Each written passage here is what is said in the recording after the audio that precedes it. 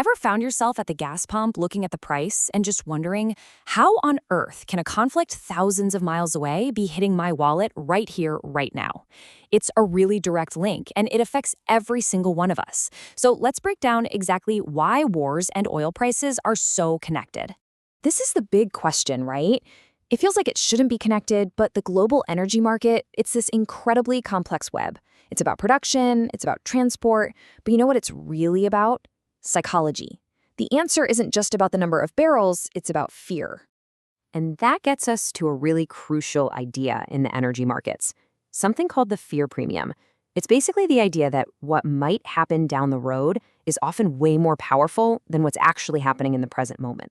I mean, of course, markets react to things that happen right now. If an oil facility gets damaged or a major shipping lane is blocked, supply drops. And when supply drops, prices go up. That's the simple, straightforward part. But here's the kicker. It's the fear of a future problem that often has a bigger impact. The threat that a conflict might get worse, that new sanctions could be imposed, or that a shipping lane might become unsafe, all those possibilities cause traders to bet on scarcity in the future. And that speculation is what jacks up the price today.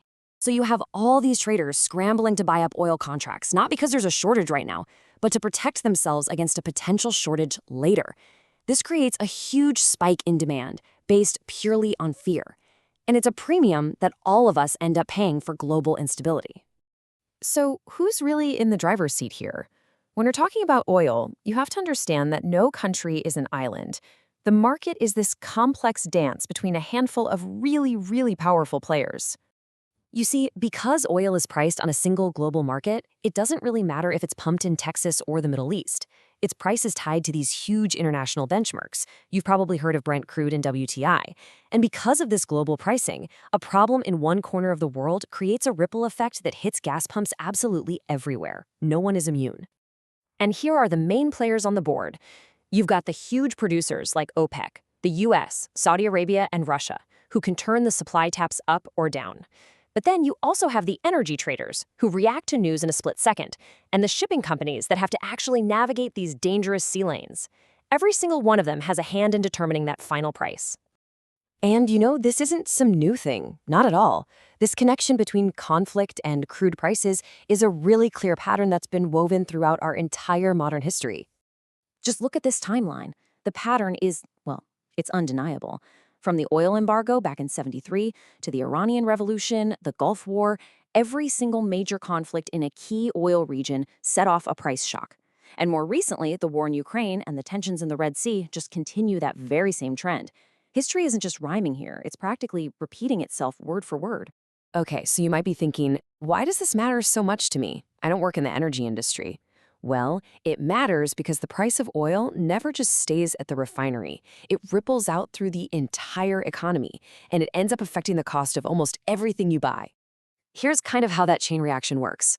A conflict erupts somewhere, creating that uncertainty we talked about, and boom, oil prices spike. Suddenly, the fuel for ships, for planes, for trucks costs more. The cost for factories to make all their goods goes up, and where do you think those higher costs end up? Yeah, they get passed right on to us, the consumers, at the checkout counter. That, in a nutshell, is inflation. So, at the end of the day, it's about so much more than just the price of gas. These volatile oil prices can actually slow down entire economies, they can force governments to completely change their policies, and they can impact everything from your weekly grocery bill to your long-term retirement savings. So, what's the deal? Are we just stuck in this cycle forever? Well, the future is shaping up to be a real tug of war between the forces that create all this instability and the forces of innovation that are trying to calm things down. So on one side of the rope, you've got all the persistent threats pulling hard, ongoing wars, simmering tensions, and those dangerous shipping lanes that keep the entire market on edge. But pulling on the other side, you've got these stabilizing forces. New energy technologies are reducing how much we rely on oil. Countries can release their strategic reserves to calm the markets, and finding a wider variety of suppliers can protect us if one of them has a problem. And that really leaves us with the one big question, doesn't it? As we all move forward, which side of this tug of war is actually going to win? Is our energy future going to be defined by constant conflict, or will it be defined by innovation? The answer to that is going to determine the price we all pay for a lot more than just a tank of gas. It's going to define global stability itself.